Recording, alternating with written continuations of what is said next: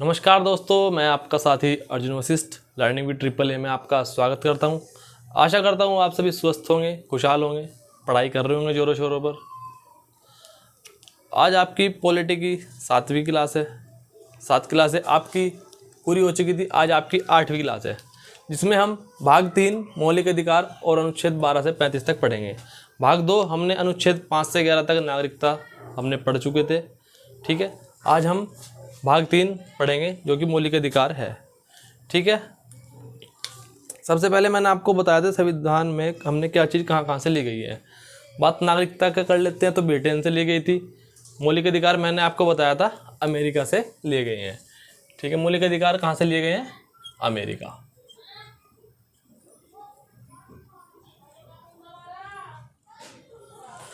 ठीक है, और मौलिक अधिकारों को ही मैग्ना कार्टा भी कहा जाता है। ठीक है, मौलिक अधिकारों को क्या कहा जाता है? Magna carta.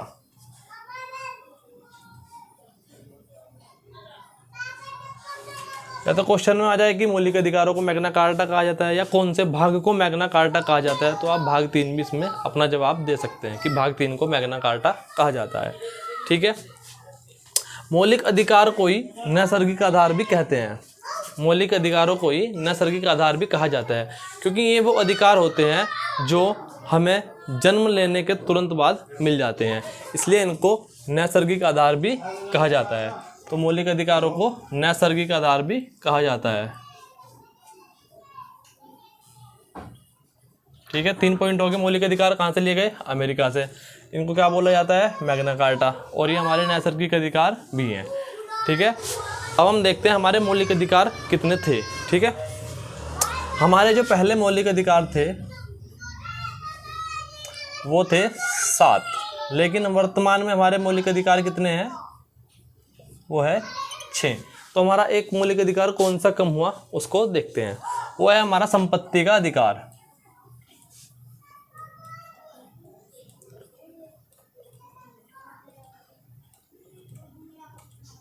जो कि अनुच्छेद 32 में आता है। इसको मौलिक अधिकार को समाप्त करके इसको बना दिया गया है कानूनी अधिकार।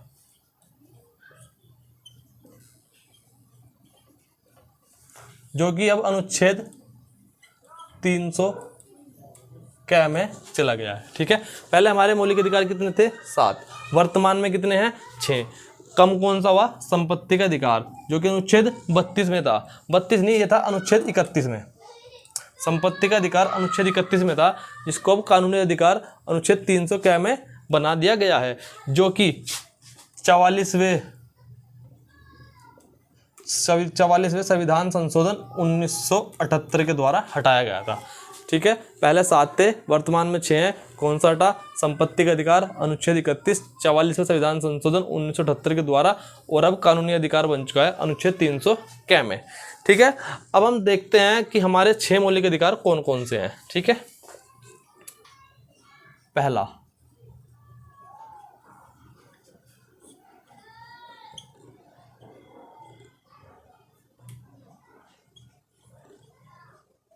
है हमारा समानता का अधिकार, अनुच्छेद 14 से 18 इसमें हमें पढ़ना है। ठीक है, पहला समानता का अधिकार अनुच्छेद 14 से 18। दूसरा है स्वतंत्रता का अधिकार,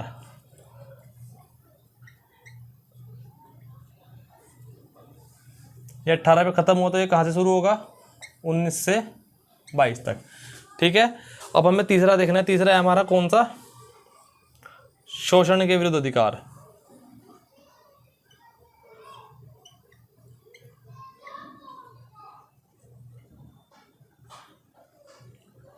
ये हमारा कहाँ पे ख़त्म हुआ? 22 पे। तो ये कहाँ से शुरू होगा हमारा? 23 से और 24 से। पहला समानता का अधिकार 14 से 18, दूसरा स्वतंत्रता का अधिकार 19 से 22, तीसरा शोषण के विरुद्ध अधिकार 23 और 24। अब देखते हैं चौथा,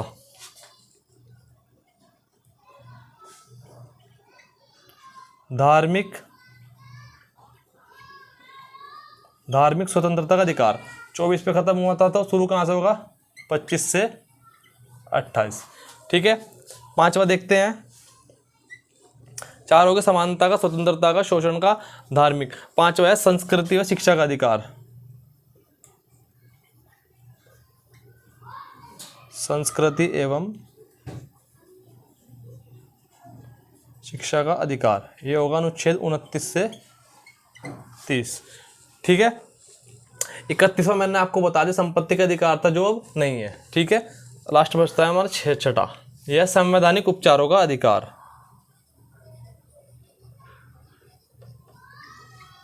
संवैधानिक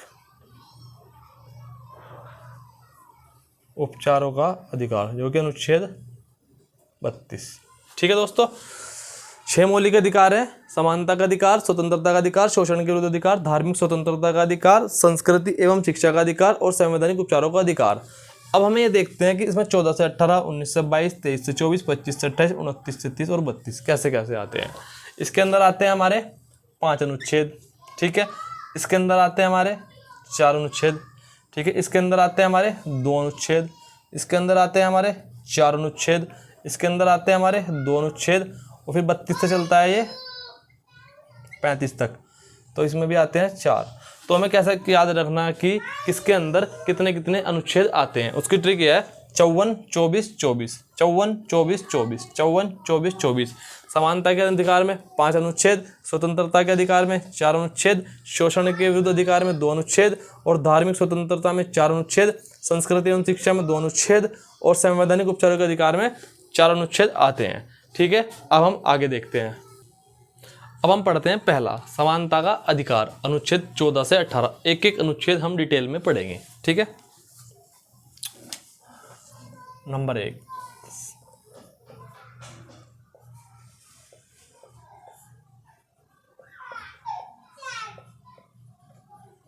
समानता का अधिकार कहाँ से कहाँ तक, 14 से 18। अनुच्छेद 12 और 13 में परिभाषा है। ठीक है, देख लेते हैं। 14, 15, 16, 17 और आपका 18। ठीक है। अनुच्छेद 14 में क्या बात कही गई है। अनुच्छेद 14 में कहा गया है विधि के समक्ष समानता।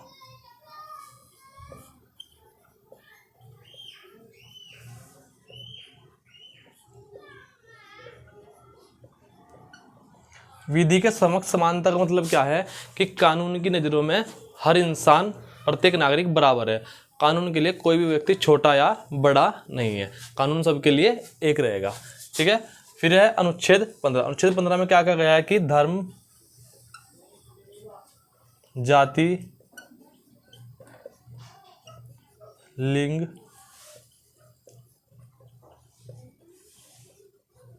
के आधार पर समानता। यानी अनुच्छेद 15 के तहत किसी भी व्यक्ति से धर्म, जाति, लिंग के आधार पर किसी भी प्रकार का कोई भी भेदभाव नहीं किया जा सकता, क्योंकि अनुच्छेद 15 में धर्म, जाति, लिंग के आधार पर समानता का अधिकार है। ठीक है। अब देखते हैं हम अनुच्छेद 16। अनुच्छेद 16 में क्या कहा गया है, लोक नियोजन में समानता।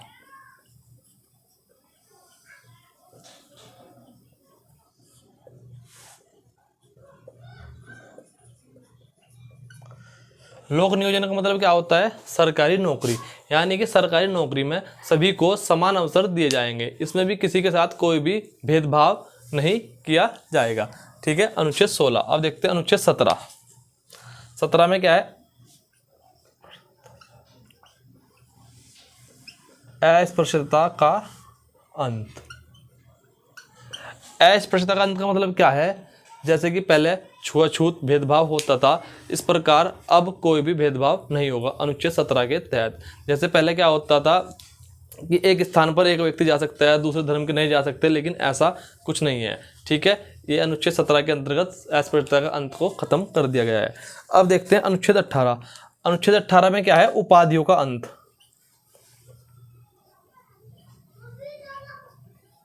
उपाधियों का अंत।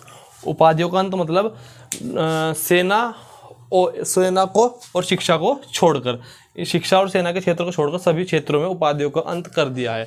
क्यों?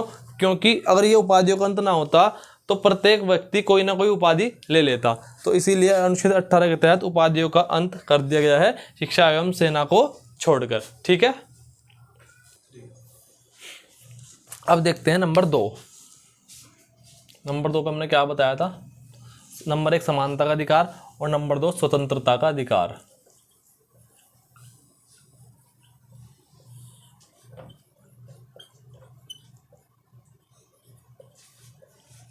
जो कि हमें अनुच्छेद 19 से 22 तक पढ़ना है। ठीक है, अनुच्छेद 19।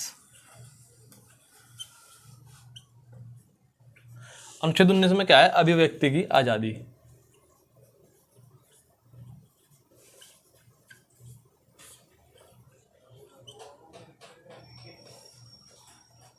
अभिव्यक्ति की आजादी मतलब हमें बोलने की स्वतंत्रता। हम कुछ भी बोलने के लिए स्वतंत्र हैं, लेकिन किसी की मानहानि नहीं होनी चाहिए। ठीक है, अब अनुच्छेद 19 जो है हमें 6 स्वतंत्रताएं देता है। ठीक है, 6 स्वतंत्रताएं, 1 2 3 4 5 6। ठीक है, 6 स्वतंत्रता हमें कौन सी देता है? पहली स्वतंत्रता देता है हमें ये बोलने की। ठीक है, इसमें हम क्या लिखेंगे? नंबर 1 में बोलने की आज़ादी।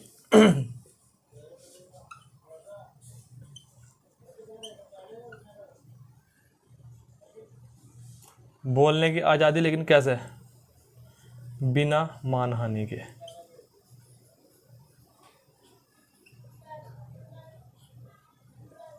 ठीक है, जब हम कोई भी बात मानने की बात है, मैं अगर कुछ खड़ा होकर बोलना शुरू करता हूँ तो क्या होगा? 4 लोग इकट्ठा होंगे। जब 4 लोग इकट्ठा होंगे तो वो क्या हो जाएगी?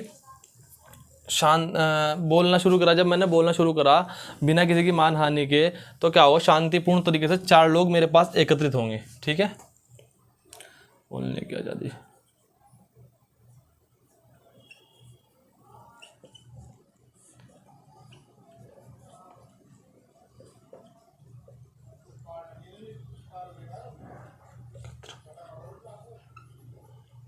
ठीक है, जब मैं बोलना शुरू करूँगा तो 4 लोग मेरे पास आएंगे, तो 4 लोग क्या करेंगे? शांतिपूर्ण तरीके से एकत्र होंगे। जब 4 लोग मेरे पास इकट्ठा होंगे तो हम क्या करेंगे? आपस में सभा बनाएंगे या संगठन बनाएंगे। ठीक है, तो तीसरे में क्या होगा? सभा या संगठन बनाने का अधिकार।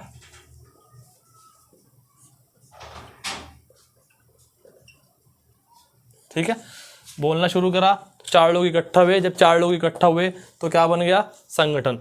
जब संगठन बन जाएगा तो क्या करेंगे? हम अपनी आवाज़ को अपने पूरे देश में फैलाएंगे। कैसे? तो हमें क्या करना पड़ेगा उसके लिए? चारों दिशाओं में भ्रमण। ठीक है, तो अगला क्या हो जाएगा? भ्रमण। ठीक है, जब हम भ्रमण करने के लिए कहीं पे भी निकलेंगे, अलग अलग राज्यों में जाएंगे, तो हमें वहाँ पे किस चीज़ की आवश्यकता पड़ेगी? निवास करने की। ठीक है, तो हमें क्या चाहिएगा? निवास। और जब हम वहाँ पे रहने लगेंगे तो हमें क्या चाहिएगा? खाने के लिए खाना भी चाहिएगा, उसके लिए हमें रोजगार भी चाहिएगा, यानी कि आजीविका चलाने का अधिकार। ठीक है,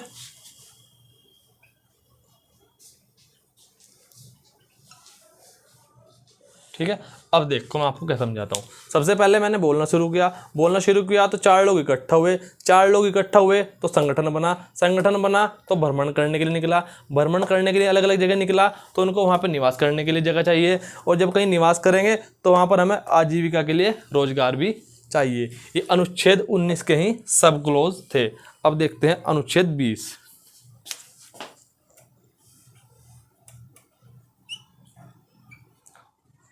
अनुच्छेद 20। अच्छा, एक बात बताओ, पहले आपकी गिरफ्तारी होगी या पहले आप अपराध करोगे? तो आपका जवाब क्या होगा? कि पहले अपराध होगा और अपराध के बाद ही गिरफ्तारी होती है। तो ठीक है, अनुच्छेद 20 किससे संबंधित है? अपराध से।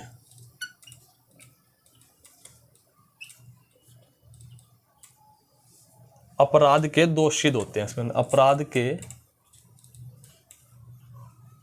दोष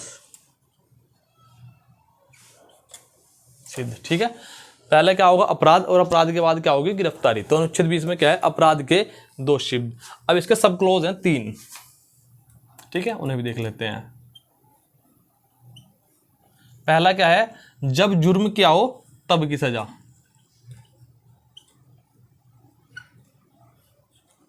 जब जुर्म किया तब की सजा। ठीक है, फिर दूसरा है गवाही के लिए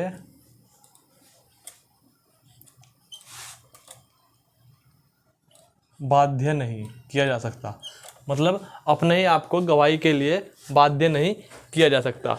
ठीक है। नंबर 3,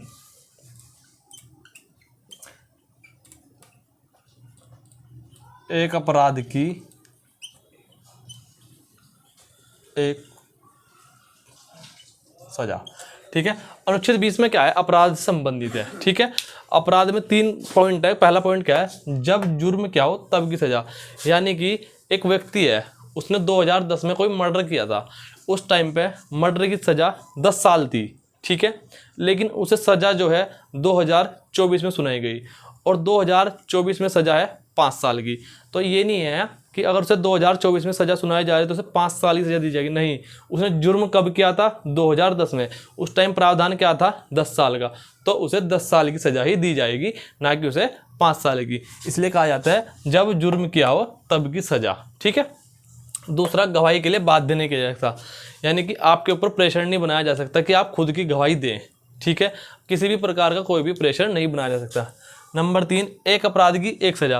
आपने कोई अपराध कर दिया, आपने एक बार चोरी कर ली, आपको उसकी 6 महीने की जेल होगी, आप काट के आ गए, उसके लिए आपको दोबारा जेल नहीं जाना पड़ने का। इसलिए एक अपराध की एक सजा होती है, एक अपराध के लिए 2 बार सजा नहीं दी जा सकती, एक अपराध के लिए एक ही बार ही सजा दी जाती है। ठीक है। अनुच्छेद 20 हो गया। अब देखते हैं अनुच्छेद 21।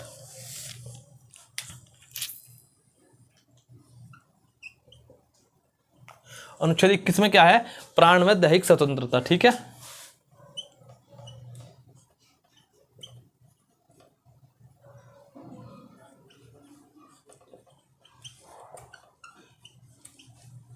अनुच्छेद 21 में क्या है, प्राण व दैहिक स्वतंत्रता। ठीक है। इसमें क्या हुआ था, इसमें मोस्ट इंपोर्टेंट है, इसको हम जीवन का अधिकार भी कहते हैं, जीवन जीने का अधिकार।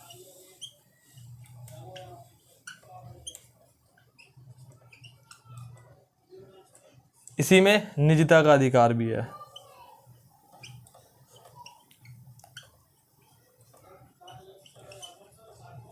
ठीक है। प्राण में दैहिक स्वतंत्रता, जीवन जीने का अधिकार और निजता का अधिकार। अब देखते हैं, इसमें एक अनुच्छेद जोड़ा गया 21A। ठीक है। 21A मोस्ट इंपोर्टेंट है, यहां से क्वेश्चन आता ही आता है। 21A में क्या है, अब देखते हैं। ये कब जोड़ा गया, ये जोड़ा गया 86वां संविधान संशोधन 2002 में जोड़ा गया। ये किससे संबंधित है, ये है हमारा शिक्षा से, अनिवार्य शिक्षा से संबंधित। ठीक है। जिसमें कि 6 से 14 वर्ष, 6 साल से 14 साल तक के बच्चों को निःशुल्क शिक्षा,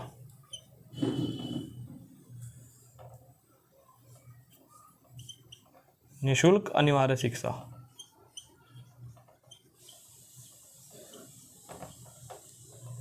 ठीक है।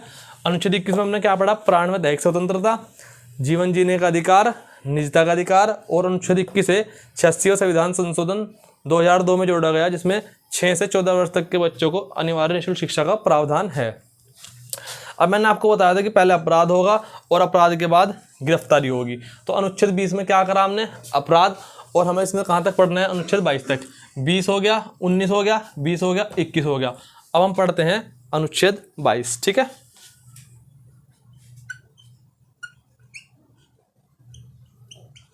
अनुच्छेद 22 किससे संबंधित होगा, 20 पहले अपराध हुआ और 21 किससे हुआ, गिरफ्तारी से संरक्षण। ठीक है।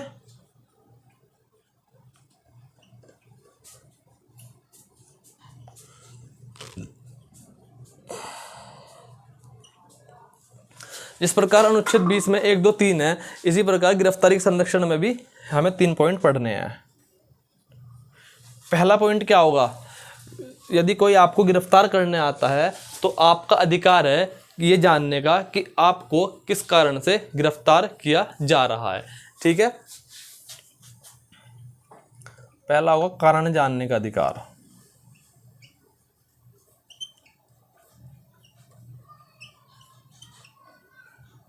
ठीक है। आपको कारण जानने का अधिकार है। दूसरा, यदि आपको गिरफ्तार कर लिया जाता है तो 24 घंटे के अंदर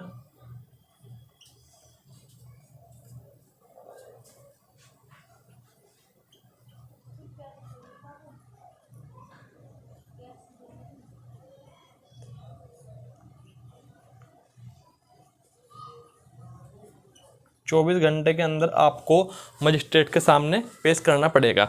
इसके अंदर आपका आने जाने का समय नहीं जुड़ेगा। ठीक है, फिर देखते हैं नंबर 3। नंबर 3 में क्या है, आपको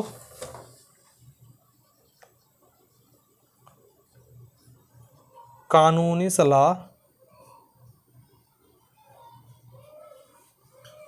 लेने का अधिकार है, यानी कि आप अपना मनपसंद वकील कर सकते हैं।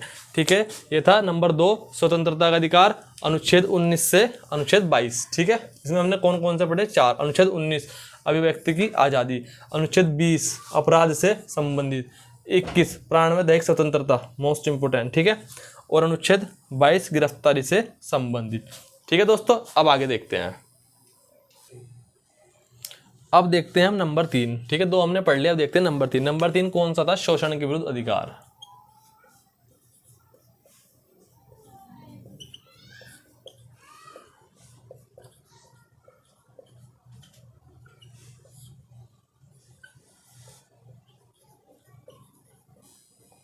अनुच्छेद 22 तक हमने पढ़ लिया, अब कहां से होगा, अनुच्छेद 23 और 24। ठीक है, इसमें पढ़ना अनुच्छेद 23। अनुच्छेद 23 में क्या है, बलात्श्रम।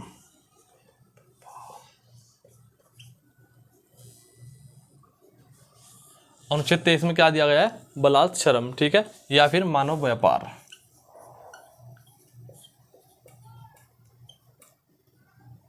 ठीक है, अनुच्छेद 23 किससे संबंधित है, बलात्श्रम या मानव व्यापार, यानी कि हम मानव का व्यापार नहीं कर सकते, और बलात्श्रम मतलब कि किसी भी उससे जबरदस्ती काम नहीं करा सकते हैं। ठीक है, अनुच्छेद 24। अनुच्छेद 24 में क्या है, 14 वर्ष से कम उम्र का बच्चा किसी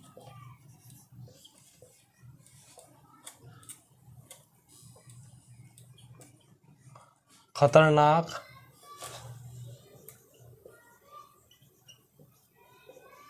फैक्ट्री में काम नहीं करेगा। याद कैसे रखेंगे, 14 24 24 14, इन दोनों में कन्फ्यूजन हो जाता है कि 14 वर्ष वाला अनुच्छेद 23 में है या अनुच्छेद 24 में है, तो कैसे याद रखना, 24 14 14 24 24 14। ठीक है, अनुच्छेद 23 में क्या है, बलात्श्रम मानव व्यापार, किसी से जबरदस्ती काम नहीं कराया जा सकता। ठीक है, और अनुच्छेद 24 में 14 वर्ष से कम उम्र का बच्चा किसी भी खतरनाक फैक्ट्री में काम नहीं कर सकता। ठीक है, अब आगे देखते हैं। अब देखते हैं नंबर 4, धार्मिक स्वतंत्रता का अधिकार।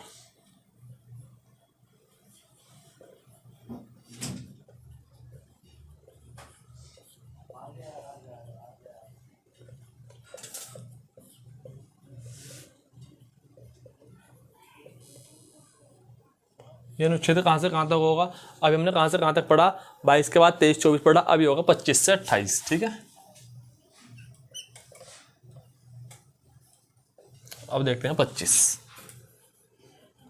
26 26 27 और आपका 28। ठीक है, 25 में क्या है, 25 में क्या है, ये धार्मिक स्वतंत्रता का अधिकार है ना, तो हम किसी भी धर्म को अबाध रूप से मान सकते हैं, उसका प्रचार कर सकते हैं, हर मिनट हम अपना धर्म बदल सकते हैं, हमें पूरी स्वतंत्रता है। ठीक है, हम किसी भी धर्म को आबाद रूप से मान सकते हैं, प्रचार कर सकते हैं और अपने धर्म का आगे बढ़ा सकते हैं। तो इसमें क्या है, अनुच्छेद 25 में धर्म को आबाद रूप से मानना।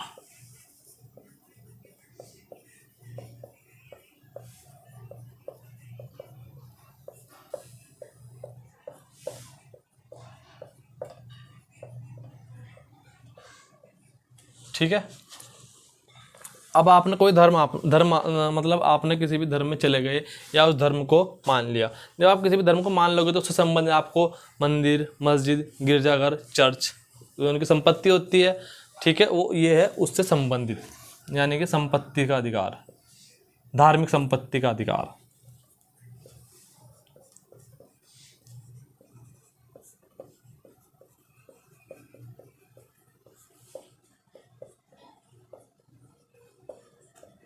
ठीक है, जब हमने धर्म को आबाद रूप से मान लिया, धार्मिक संपत्ति का अधिकार मिल गया, अब इन मंदिर मस्जिद को चलाने के लिए पैसे की आवश्यकता पड़ेगी, तो ठीक है, तो इसमें क्या आ जाएगा 27 में चंदा लेने का अधिकार, जो कि ज़बरदस्ती नहीं लिया जा सकता और ये टैक्स फ्री होता है। ठीक है, तो इसे बोलते हैं धार्मिक संप्रेषित।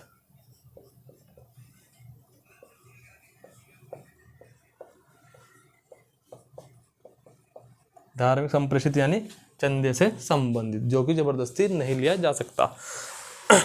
अब देखते हैं अनुच्छेद 28। अनुच्छेद 28 में क्या है? धार्मिक शिक्षा उपासना के लिए आप स्वतंत्र हैं, आप उसमें सम्मिलित हो भी सकते हैं और नहीं भी, ये आपकी स्वतंत्रता है। ठीक है, धार्मिक शिक्षा उपासना में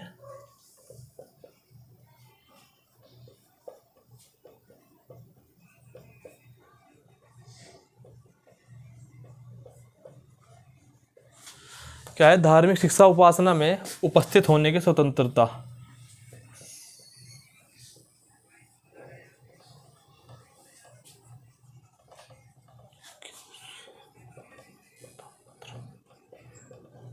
ठीक है, हमने कौन सा पढ़ा?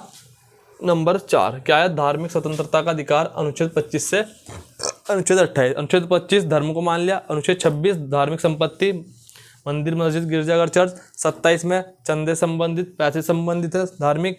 और 28 में धार्मिक शिक्षा उपासना में उपस्थित होने की आपकी स्वतंत्रता है। यदि आप चाहो तो उपस्थित हो सकते हो, या ना चाहो तो आप उपस्थित नहीं हो सकते। ठीक है, अब देखते हैं नंबर 5।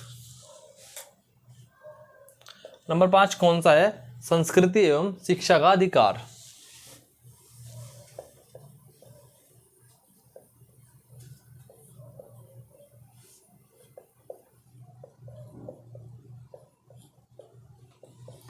संस्कृति एवं शिक्षा का अधिकार।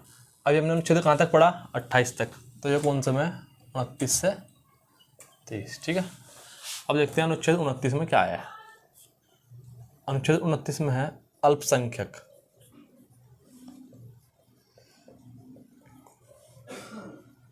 अल्पसंख्यकों के बारे में 29 में भी और 30 में भी है।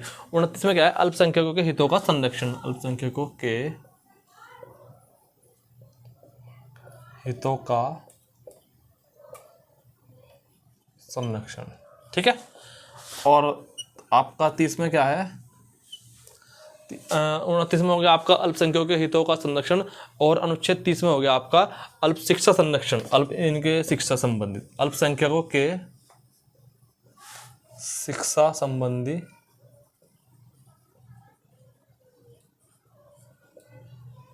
संरक्षण। यानी कि जो अल्पसंख्यक हैं वो अपने लिए स्कूल बना सकते हैं। ठीक है, और अल्पसंख्यक के हितों का संरक्षण, जो उनके हितों के संरक्षण की बात की गई है वो की गई है अनुच्छेद 29 में, और 30 में इनके शिक्षा संबंधी संरक्षण के बारे में कहा गया है। ठीक है, अब देखते हैं नंबर 6। नंबर 6 में क्या है? संवैधानिक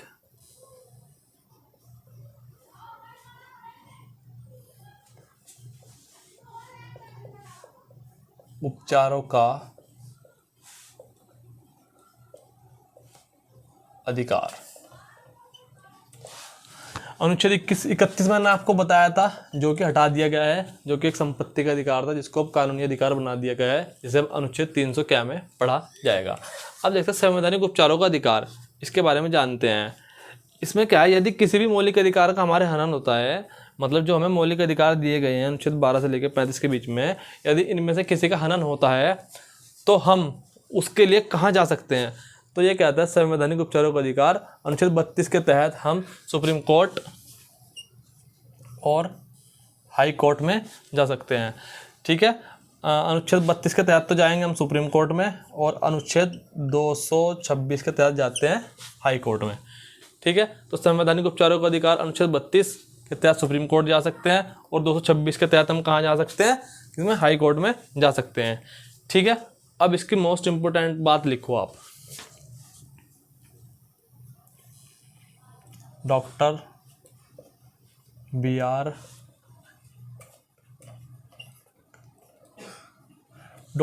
अम्बेडकर ने संविधानों के इसे छठे मौलिक अधिकार यानी संवैधानिक उपचार के अधिकार को क्या कहा है? आत्मा। किसकी? संविधान की आत्मा कही है।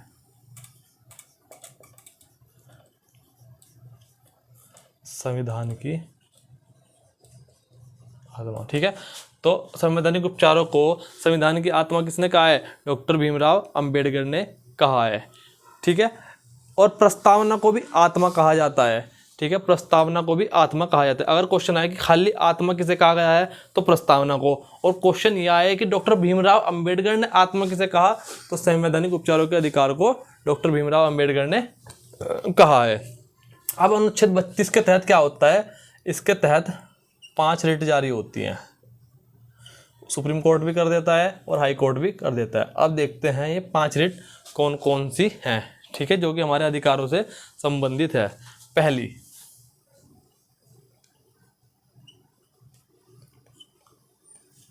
है हमारी बंदी प्रत्यक्षीकरण। ठीक है,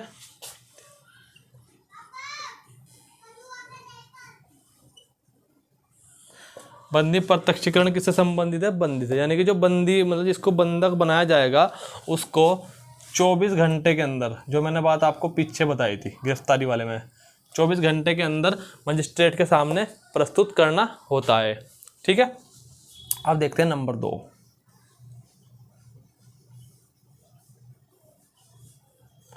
नंबर 2 कौन सी है? परमादेश। परमादेश का मतलब आदेश, यानी कि हाई कोर्ट या सुप्रीम कोर्ट सरकारी अधिकारियों को आदेश देती है। कब? यदि वे सही से कार्य नहीं कर रहे हैं तो उन्हें आदेश देती है। इसका मतलब होता है आदेश। सुप्रीम कोर्ट, हाई कोर्ट अधिकारियों को आदेश देती है। कब? यदि वे अपना कार्य ढंग से नहीं कर रहे हैं। ठीक है, अब देखते हैं नंबर 3।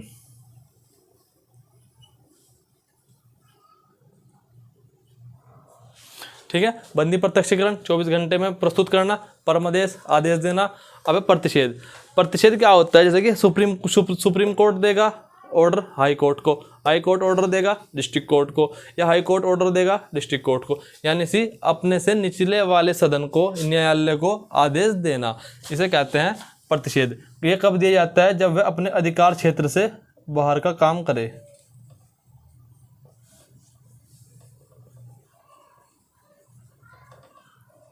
यदि मानने की बात है हाई कोर्ट अपने अधिकार क्षेत्र से कोई बाहर का कार्य करता है तो सुप्रीम कोर्ट उस पर प्रतिषेध रिट जारी कर सकती है, क्योंकि वह अपने अधिकार क्षेत्र से बाहर का कार्य कर रहा है। अब देखते हैं नंबर 4।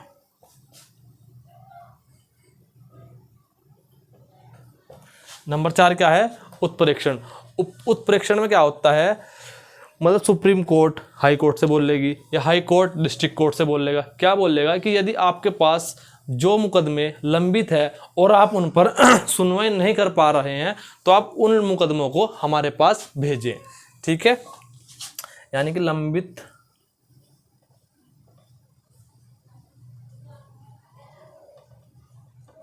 मुकदमों। ठीक है, अब देखते हैं नंबर 5। एक बंदी प्रत्यक्षीकरण, परमादेश, प्रतिषेध, उत्प्रेक्षण। नंबर 5 है अधिकार परीक्षा।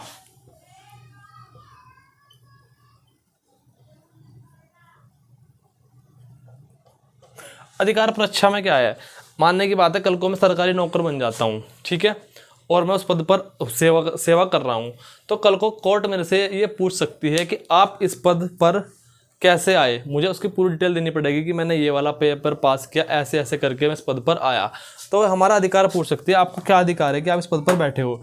ठीक है, तो इसलिए अधिकार परीक्षा तब जारी की जाती है, एक तरीके से होता है पोस्टमार्टम, कि आप इस पद पर क्यों हैं, कैसे हैं, इसके लिए पोस्टमार्टम का वर्ड यूज़ कर सकते हैं हम। ठीक है, आशा करता हूँ आपको ये सब समझ में आया होगा। 6 के 6 मौलिक अधिकार जो पहले 7 थे। ठीक है दोस्तों, आज आपको मौलिक अधिकार कंप्लीट करा दिए गए हैं और कल आपके अगला भाग 3 पूरा हो गया, भाग 4 चलेगा, राज्य के नीति निर्देशक तत्व।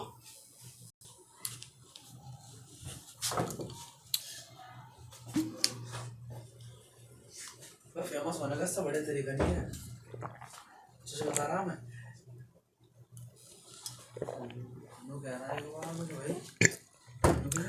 ठीक है दोस्तों, आज आपको समझ में आ गया होगा सब कुछ। हमारे चैनल लर्निंग विद AAA को आप ज्वाइनिंग करिए, आगे भी शेयर करिए। और आज का मेरा मोटिवेशन दोस्तों आपके लिए है कि जो हम खुशी से सीखते हैं, क्या कहा मैंने, कि जो हम खुशी से सीखते हैं उसे हम जिंदगी भर भी नहीं भूलते। जो हम खुशी से सीखते हैं उसे हम जिंदगी भर भी नहीं भूलते। तो दोस्तों आप सभी जो भी सीखते हैं हमेशा खुशी खुशी सीखिए, रोने के पीटने से कुछ नहीं होने वाला। ठीक है दोस्तों, धन्यवाद।